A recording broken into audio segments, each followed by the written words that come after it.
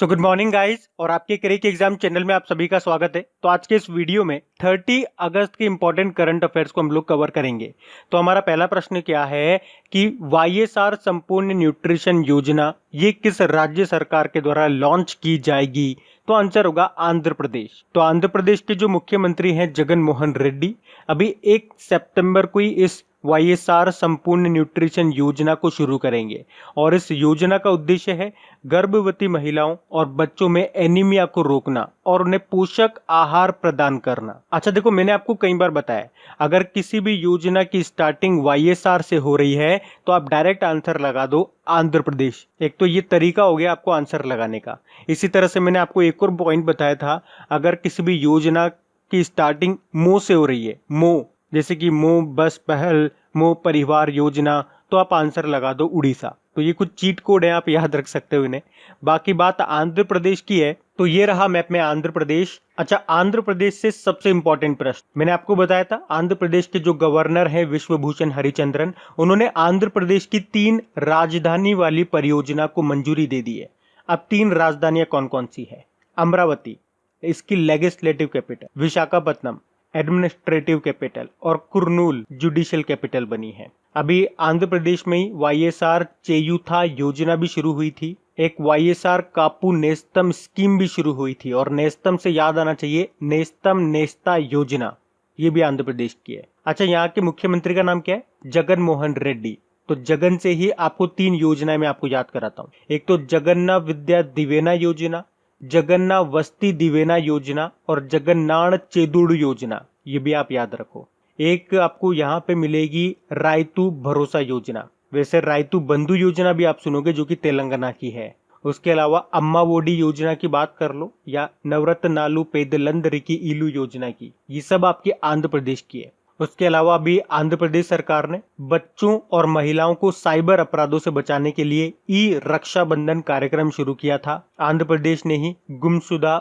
बच्चों का पता लगाने के लिए ऑपरेशन मुस्कान शुरू किया था। एक कोविड फार्मा एप्लीकेशन भी इन्होंने लॉन्च किया था। उसके अलावा किसानों के लिए सी मैप एप्लीकेशन भी लॉन्च किया था और भारत का पहला ऑनलाइन वेस्ट मैनेजमेंट प्लेटफॉर्म ये भी लॉन्च किया था आंध्र प्रदेश सरकार ने। और भारत का पहला एक्वा मेगा फूड पार्क भी आपका आंध्र प्रदेश में बना है। और सबसे इंपॉर्टेंट पॉइंट याद रखना, भाषा के आधार पर गठित होने वाला राज्य आपका आंध्र प्रदेश ही है और देश का पहला दिशा पुलिस स्टेशन भी आंध्र प्रदेश में बना है। तो ये कुछ पॉइंट्स हैं जो अभी करंट अफेयर्स में थे आपके, इन सभी पॉइंट्स को याद रखना। बढ़ते हैं आगे। फिर है हाल ही में जारी global ranking of average wages में भारत किस स्थान पे रहा है? तो आंसर होगा 72 नंबर पे। तो औसत मासिक वेतन की वैश्विक सूची में, जिसे अभी जारी किया है international e commerce company picodi.com ने, तो इसमें भारत 72 नंबर पे रहा है। इसका मतलब ये हो गया कि भारत में एवरेज मंथली इनकम है 32,800 रुपीज, जिसके साथ भारत 72 नंबर पर है। अच्छा, भारत तो 72 नंबर पे, टॉप पे कौन है? टॉप पे है स्विट्जरलैंड, जहां का एवरेज मंथली इनकम है 4,49,000 रुपीज और क्यूबा देश सबसे नीचे है 27 रुपए के एवरेज मंथली इनकम के साथ। ये एवरेज मंथली इनकम मतलब तो समझ रहे हो ना, मतलब उस देश में हर व्यक्ति की अगर हम एवरेज मंथली इनकम निकाल लें तो इतनी इतनी आएगी। तो फर्स्ट पे स्विट्जरलैंड है, सेकंड पे लग्जमबर्ग है, थर्ड पे है अमेरिका और भारत 72 नंबर पे है।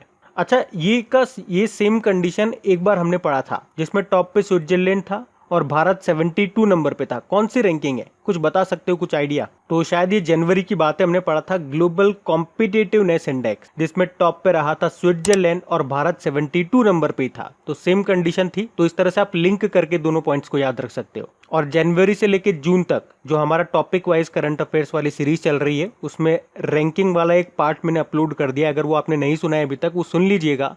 लिंक आपको नीचे डिस्क्रिप्शन में और कमेंट बॉक्स दोनों जगह मिल जाएगा। बढ़ते हैं आगे। फिर अभी हाल ही में राष्ट्रीय खेल दिवस कब मनाया गया? तो आंसर होगा 29 अगस्त को। तो ये हर साल 29 अगस्त को ही मनाया जाता है। एक्चुअली में हॉकी के महान प्लेयर थे मेजर ध्यानचंद जी, उनका जन्मदिन होता है 29 अगस्त को। तो भारत सरकार ने 2012 से ये नेशनल स्पोर्ट्स डे के रूप में इस दिन को मनाने का निर्णय लिया था। अच्छा देखो, ये तो हो गया नेशनल स्पोर्ट डे जो हम मना रहे हैं 29 अगस्त को। एक इंटरनेशनल स्पोर्ट डे भी आप लोगों ने पढ़ा होगा। पढ़ा था क्या? कब पढ़ा था बताओ? 6 अप्रैल को, तो वो भी याद रखना। वैसे 29 अगस्त को हम international day against nuclear test के रूप में भी मनाते हैं।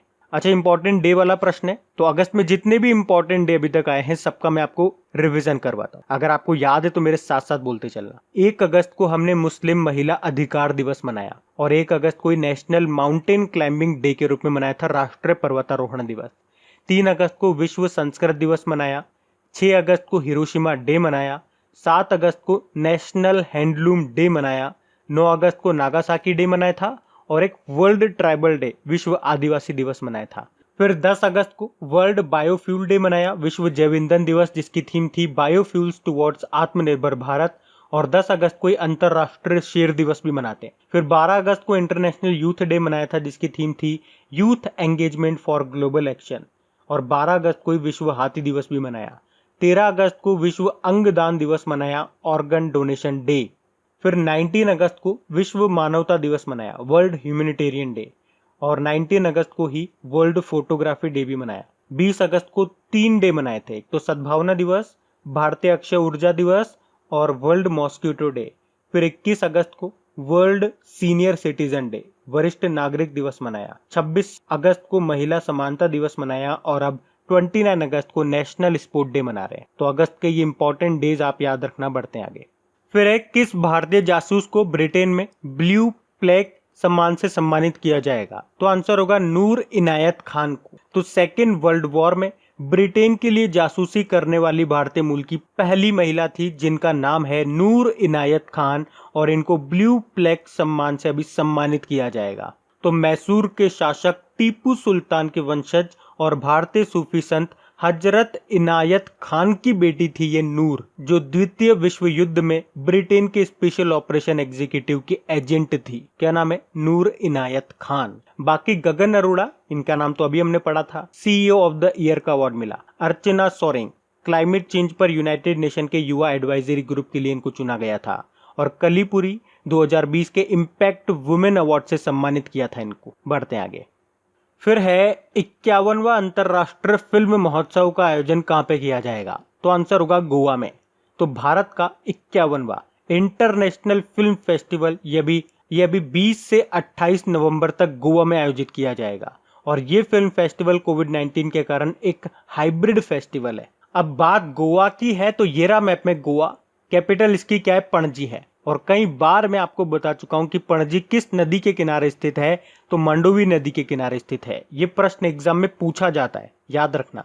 अच्छा, गवर्नर से अभी हमने पढ़ा था, पहले इसके गवर्नर थे सत्यपाल मलिक, जो अभी मेघालय में चले गए हैं। और गोवा के गवर्नर का अतिरिक्त प्रभार मिल गया है महाराष्ट्र के गवर्नर को। क्या नाम है उनका? भगत सिंह कोश्यारी। तो ये पॉइंट भी आप याद रखना। मुख्यमंत्री तो प्रमोद सावंत है। उसके अलावा देश का पहला GI स्टोर ये आपका गोवा में ही खुला है।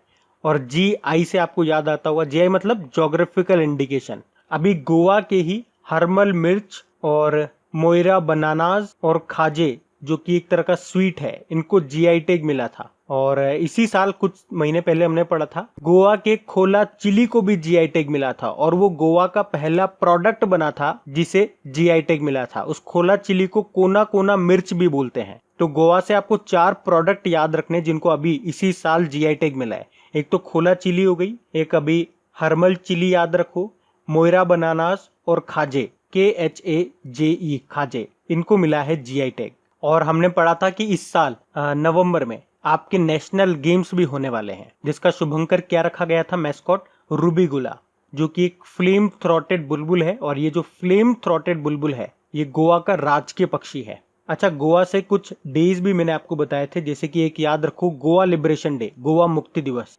19 दिसंबर को मनाते हैं। एक गोवा स्थापना दिवस भी याद रखो, ये 30 मई को मनाया जाता है। और गोवा से क्या याद रख सकते हो आप? एक तो याद रखो, देखो गोवा में आपको मिलेगा doctor Salim Ali bird sanctuary. और सलीम अली नेशनल पार्क पूछेंगे तो वो आपको जम्मू कश्मीर में मिलेगा। और यहाँ पे एक मोलेम नेशनल पार्क भी है, जिसे भगवान महावीर नेशनल पार्क भी कहते हैं। उसके अलावा गोवा में कोटेगांव वाइल्ड लाइफ सेंचुरी भी है। ये मोस्ट इंपॉर्टेंट है, अक्सर एग्जाम में पूछा जाता है, तो ये भी ध्यान रखना। बढ़ते हैं आगे। फिर है भारत सरकार ने राजीव गांधी खेल रत्न पुरस्कार की विजेता राशि को बढ़ा करके कितना कर दिया है? तो आंसर होगा 25 लाख रुपए। अच्छा, वीकली वाला करंट अफेयर्स का वीडियो आप लोगों ने हमारा पढ़ा होगा, तो मैंने आपको बताया था ये जो राष्ट्रीय खेल पुरस्कार है इसमें जो विजेता राशि होती है उसको बढ़ा दिया जाएगा। और अभी कल यानी कि 29 अगस्त को जब राष्ट्रपति जी ने ये राष्ट्रीय खेल पुरस्कार वितरित किए तो उस वक्त बताया गया कि इनकी राशि को बढ़ा करके कितना कर दिया गया। तो देखो जरा, राजीव गांधी खेल रत्न पुरस्कार की बात कर लेते हैं। जो प्रश्न में आपसे पूछा जा रहा है, पहले इसमें 7.5 लाख रुपए दिए जाते थे विजेता को, अब 25 लाख रुपए दिए जा रहे हैं। कुछ और भी मैं आपको बताता हूं यहीं पे साथ के साथ। अर्जुन पुरस्कार की बात करेंगे तो पहले 5 लाख रुपए दिए जाते थे, अब उसे बढ़ा करके 15 लाख रुपए कर दिया। द्रोणाचार्य पुरस्कार की बात करेंगे तो देखो इसमें 2 कैटेगरी होती है, लाइफ टाइम कैटेगरी और एक रेगुलर कैटेगरी। पहले दोनों में 5-5 लाख रुपए दिए जाते थे, लेकिन लाइफ टाइम कैटेगरी में अब 15 लाख रुपए दे रहे हैं और रेगुलर कैटेगरी में 10 लाख रुपए दे रहे हैं। जबकि द्रोणाचार्य अवार्ड में पहले 5 लाख रुपए दिए जाते थे, अब 10 लाख रुपए दे रहे हैं। और यहां से आप इसको मोस्ट इंपॉर्टेंट मार्क कर लो, क्योंकि अभी ये राशि चेंज हुई है। तो यहां से आपके एक प्रश्न बनेगा डेफिनेटली एग्जाम में। एक प्रश्न तो ये बन जाएगा कि ये पुरस्कार किसको मिला है, कुछ भी वो पूछ सकता है। राजीव गांधी खेल रत्न पुरस्कार पूछ ले, द्रोणाचार्य पूछ ले, तो एक तो वो नाम हो गया और एक राशि पे भी प्रश्न बनेगा, अमाउंट पे। अच्छा, यहां से एक और इंपॉर्टेंट क्वेश्चन मैं आपको बताता हूं। अभी द्रोणाचार्य पुरस्कार मिलने से एक दिन पहले यानी कि 28 अगस्त को एथलेटिक्स कोच थे पुरुषोत्तम राय, उनका निधन हो गया। इन्हें लाइफ टाइम कैटेगरी में यह अवार्ड मिला है। तो इनका नाम आप मोस्ट इंपॉर्टेंट मार्क कर लेना, क्योंकि इनका नाम आपसे पूछा जा सकता है एग्जाम में कि पुरुषोत्तम राय, इनका भी निधन हो गया, इनको कौन सा पुरस्कार मिला। इस तरह से प्रश्न फ्रेम हो सकता। और साथ में मैं आप लोगों को बता दूं, इन खेल पुरस्कार पे कल मैंने एक डेडिकेटेड वीडियो बना करके भी अपलोड कर दिया है। आप में से कुछ स्टूडेंट्स ने देख लिया और बहुत से स्टूडेंट्स ने नहीं देखा है, तो जाकर के उसको देख लीजिएगा। और कुछ स्टूडेंट्स ने मुझसे कमेंट बॉक्स में पूछा था कि इतना लेट ये वाला वीडियो अपलोड क्यों कर रहे हैं, बाकी दूसरे चैनल तो कब का अपलोड कर चुके हैं। तो मैंने आपको वीकली वाले वीडियो में यही बताया था कि मैं वो वीडियो को अभी अपलोड नहीं कर रहा हूँ, क्योंकि इनकी विजेता राशि चेंज होगी। तो जब 29 अगस्त को वो डिक्लेयर कर दी जाएगी कि राशि को बढ़ा करके फाइनल कितना किया जा रहा है, उसके बाद में वो वीडियो अपलोड करूंगा। क्योंकि अभी तक आपने जहां पर भी वीडियो देखा होगा वहां पर राशि पे बात नहीं करी होगी कि अमाउंट को बढ़ा करके कितना कर दिया गया। और यहां से तो प्रश्न बनेगा, अगर यही पॉइंट मैं वीडियो में इंक्लूड नहीं करूंगा तो फिर क्या फायदा है। इसीलिए वीडियो मैंने कल यानी कि 29 अगस्त को अपलोड कराया, जब ये अवार्ड डिस्ट्रीब्यूट किए गए थे, ताकि बाद में जो स्टूडेंट इस वीडियो को देखेगा उनको सारी चीजें एक के साथ मिल जाएगी। जिनको पुरस्कार मिला है उनके नाम भी, और ये जो विजेता राशि वाला पॉइंट है ये वाला भी। तो आप वो वीडियो देखिएगा, वहां पे ऑब्जेक्टिव भी है, थ्योरी सेक्शन भी हमने कंप्लीट करा है। और पसंद आता है तो उसे शेयर जरूर करना और लाइक भी करना। और हाँ, इस वीडियो को भी लाइक और शेयर करना मत भूलना। आप भूल जाते हो इसलिए मुझे याद दिलाना पड़ता है। अभी हम बढ़ते हैं आगे। फिर हाल ही में एसबीआई के अगले चेयरमैन के रूप में किसके नाम की सिफारिश की है? तो आंसर होगा दिनेश कुमार खारा। एक्चुअली में आपको पता है अभी एसबीआई के प्रेजेंट टाइम में चेयरमैन कौन है? रजनीश कुमार है, लेकिन अभी ये 7 अक्टूबर को रिटायर हो रहे हैं। तो अभी बैंक बोर्ड ब्यूरो ने एसबीआई के चेयरमैन पद के लिए दिनेश कुमार खारा के नाम की सिफारिश की है। बाकी ये जो ऑप्शन है ये सारे इंपॉर्टेंट है और ये सारे कंफ्यूज करने वाले हैं। देखो कैसे, PC Kandpal SBI general insurance के एमडी सीईओ बने थे, विनय टोनसे एसबीआई म्यूचुअल फंड के एमडी सीईओ बने थे, और अश्विनी कुमार तिवारी एसबीआई कार्ड के एमडी सीईओ बने थे। और अश्विनी से ही आपको याद आना चाहिए, लिंक करके याद करो। देखो मैंने आपको बताया था अश्विनी भाटिया के बारे में, एसबीआई के मैनेजिंग डायरेक्टर बने थे। तो ये सारे ही एसबीआई के कुछ न कुछ बने हैं, इसीलिए मैंने जानबूझ करके सबको एक साथ यहाँ पे बताया है, ताकि आप लोग अगर कहीं नोट कर रहे हो तो इनको एक साथ नोट कर लो, ताकि आप फ्यूचर में कंफ्यूज ना हो। एसबीआई की बात करेंगे, स्थापना 1 जुलाई 1955 को हुई, मुंबई में मिल जाएगा हेडक्वार्टर, और वर्तमान में अभी चेयरमैन है रजनीश कुमार। पढ़ते आगे। फिर हाल ही में किस बैंक ने ग्राहक अनुभव बढ़ाने के लिए एडोब के साथ समझौता किया? तो आंसर होगा एचडीएफसी बैंक ने। तो एचडीएफसी बैंक ने ग्राहकों के डिजिटल अनुभव को बेहतर बनाने के लिए एडोब के साथ समझौता किया है। तो एचडीएफसी बैंक किसी भी समय और कहीं भी नए और मौजूदा ग्राहकों को व्यक्तिगत डिजिटल अनुभव प्रदान करेगा। बाकी एक्सिस बैंक, अभी आपको याद होगा, इसने लिबर्टी सेविंग अकाउंट सर्विस को शुरू किया था। आईसीआईसीआई बैंक क्रेडिट योग्यता का आकलन करने के लिए सैटेलाइट डेटा का उपयोग करने वाला पहला बैंक बना ये। और इंडसेंड बैंक, अभी ये क्यों न्यूज में था, मोबाइल पर करंट अकाउंट की सुविधा देने वाला पहला बैंक बना है ये। HDFC बैंक की बात कर लेते हैं। अच्छा, HDFC का मतलब क्या होता है? Housing development and finance corporation, जिसकी स्थापना 1994 में हुई। MD CEO इसके नए बन गए, ये पॉइंट आपको याद रखना है, शशिधर जगदीशन। इसकी टैगलाइन क्या है? We understand your world. अभी HDFC बैंक ने हैशटैग हम हार नहीं मानेंगे सॉन्ग रिलीज किया था, सेफ्टी ग्रिड अभियान और समर ट्रीट्स अभियान शुरू किया था, senior citizen care fixed deposit योजना शुरू की थी और इसके एग्जीक्यूटिव डायरेक्टर को फिर से रीअपॉइंट किया गया। इनका नाम है केजात भरूचा। अभी HDFC बैंक ने जिप ड्राइव नाम से ऑनलाइन ऑटो लोन सुविधा शुरू की थी और एक शौर्य KGC कार्ड भी शुरू किया था HDFC बैंक ने। एडोब की भी बात यहाँ पे हुई है, तो एडोब ये कंप्यूटर सॉफ्टवेयर कंपनी है और इसका हेडक्वार्टर मिलेगा आपको कैलिफोर्निया US में और इसके CEO तो आप जानते ही हो, भारतीय मूल के हैं शांतनु नारायण। बढ़ते आगे। फिर अभी हाल ही में निषाद थरंगापरनवितान, इन्होंने अंतरराष्ट्रीय क्रिकेट से संन्यास की घोषणा कर दी है। आपको बताना ये किस देश से हैं? श्रीलंका के हैं ये। तो श्रीलंका के ओपनिंग बैट्समैन है ये निषाद थरंगापरनवितान और इन्होंने इंटरनेशनल क्रिकेट से अभी संन्यास की घोषणा कर दी है। अच्छा, एक और नाम मैं आपको बताऊंगा, वेस्ट इंडीज के तेज गेंदबाज हैं सेसिल राइट, अभी इन्होंने भी संन्यास की घोषणा कर दी है। बाकी बात यहाँ पे श्रीलंका की भी हुई है, तो ये रहा मैप में श्रीलंका। कैपिटल क्या है इसकी? देखो, इसकी 2 कैपिटल है, कोलंबो इसकी कमर्शियल कैपिटल है और श्री जयवर्धनेपुरम कोटे इसकी एडमिनिस्ट्रेटिव कैपिटल है। करेंसी है श्रीलंकन रुपी और इसके प्रेसिडेंट नए बने थे कौन? गोतबाया राजपक्षे और प्रधानमंत्री महिंद्रा राजपक्षे बने थे। और कई बार मैं आपको बता चुका हूँ, भारत और श्रीलंका के बीच में आपको एक स्ट्रेट मिलेगा जिसका नाम क्या है? पाक स्ट्रेट। हिंदी में बोलेंगे तो पाक जल डमरू मध्य। और श्रीलंका से आपको क्या याद आता है? अभी श्रीलंका और मालदीव दक्षिण पूर्व एशिया में खसरा और रुबेला को समाप्त करने वाला पहला देश बने थे। उसके अलावा अभी श्रीलंका में भारतीय उच्चायुक्त हाई कमिश्नर कौन बने थे? गोपाल बागले बने थे। इसी तरह से world breast feeding trends initiative की रिपोर्ट आई थी जिसमें टॉप पे रहा था श्रीलंका और जिसमें भारत 78 नंबर पे था। अच्छा, श्रीलंका के साथ हम कौन सी एक्सरसाइज करते हैं? एक तो मित्र शक्ति नाम की एक्सरसाइज करते हैं और एक स्लाइनेक्स करते हैं, SLINEX, Sri Lanka India naval exercise. इसके अलावा याद रखना, साउथ एशिया का सबसे ऊंचा टावर ये आपके श्रीलंका में बना है जिसका नाम है लोटस टावर, जिसकी ऊंचाई है 350 मीटर। तो इतना याद रखना आप। बढ़ते आगे। फिर है हाल ही में किसने पेंशनर्स कॉर्नर नाम से मोबाइल एप्लीकेशन को लॉन्च किया? तो आंसर होगा CISF ने। तो अभी CISF ने अपने रिटायर्ड कर्मियों को पेंशन देने के लिए ये एप्लीकेशन लॉन्च किया है जिसका नाम है पेंशनर्स कॉर्नर। अच्छा, एप्लीकेशन से आपको कुछ याद आता होगा, अभी हमारे जो रक्षा मंत्री है राजनाथ सिंह जी, इन्होंने NCC कैडेट्स के ऑनलाइन प्रशिक्षण के लिए DGNCC एप्लीकेशन को लॉन्च किया था। उसी तरह से national highways authority of India ने नेशनल हाईवे पे वृक्षारोपण की निगरानी के लिए हरित पथ एप्लीकेशन को लॉन्च किया था। उसी तरह से इंडियन एयरफोर्स ने स्टूडेंट्स को करियर संबंधी जानकारी देने के लिए माई इंडियन एयरफोर्स एप्लीकेशन को लॉन्च किया था। और अभी टाटा ग्रुप ने भी डिजिटल ग्रुप के लिए सुपर एप्लीकेशन को लॉन्च किया था। तो ये कुछ एप्लीकेशंस अभी न्यूज में रही थी तो मैंने आपको बता दी सारी, याद रखना। CISF मतलब होता है सेंट्रल इंडस्ट्रियल सिक्योरिटी फोर्स, नई दिल्ली में हेडक्वार्टर मिल जाएगा और इसके डायरेक्टर जनरल है राजेश रंजन। अच्छा, डायरेक्टर जनरल से आपको याद आता होगा, अभी BSF के नए डायरेक्टर जनरल बने थे, कौन बने थे? चलो ये प्रश्न मैं आपसे पूछता हूँ, PSF के नए डायरेक्टर जनरल कौन बने थे ये आपको बताना है। बाकी CRPF इसके डायरेक्टर जनरल तो AP माहेश्वरी है और ITBP के SS देशवाल है। बढ़ते आगे। फिर है हाल ही में किसने अगली पीढ़ी का स्टार्टअप चैलेंज चुनौती लॉन्च किया है? तो आंसर होगा रविशंकर प्रसाद। हमारे इलेक्ट्रॉनिक और IT मिनिस्टर हैं ये रविशंकर प्रसाद और इन्होंने चुनौती नाम से अगली पीढ़ी का स्टार्टअप चैलेंज प्रतियोगिता शुरू की है और इसका उद्देश्य है भारत के टायर 2 शहरों पर विशेष ध्यान देने के साथ साथ स्टार्टअप और सॉफ्टवेयर प्रोडक्ट्स को बढ़ावा देना। अच्छा, थावर चंद गहलोत ये हमारे सामाजिक न्याय व अधिकारिता मंत्री हैं, यानी कि minister of social justice and empowerment.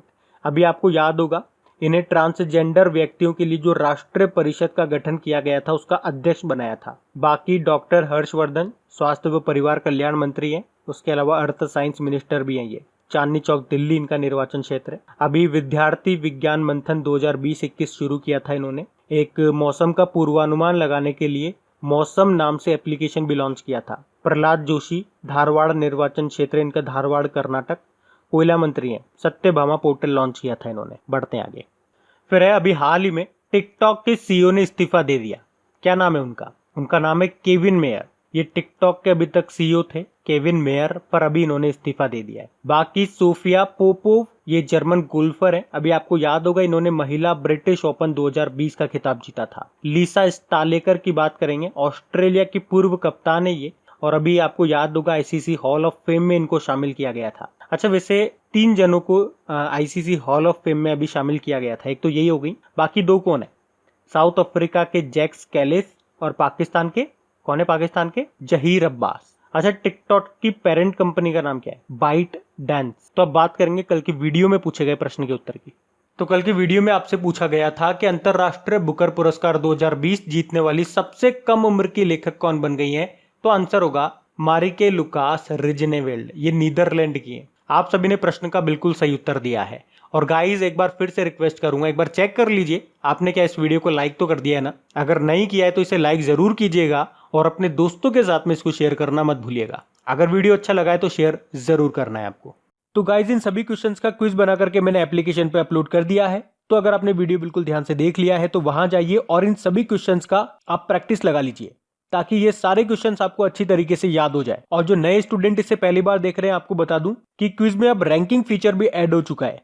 तो अगर आप कम समय में ज्यादा से ज्यादा क्वेश्चन राइट करते हो तो आपका नाम आपके फोटो के साथ टॉप 10 स्टूडेंट्स में आपको दिखाई देगा। आपको ही नहीं, जितने भी लोग क्विज लगाएंगे उन सबको दिखाई देगा कुछ इस तरीके से, ताकि आपको भी एक अंदर से मोटिवेशन मिल सके कि आपको भी यहां तक पहुंचना है, ताकि सब लोग आपको टॉप 10 में देख सकें।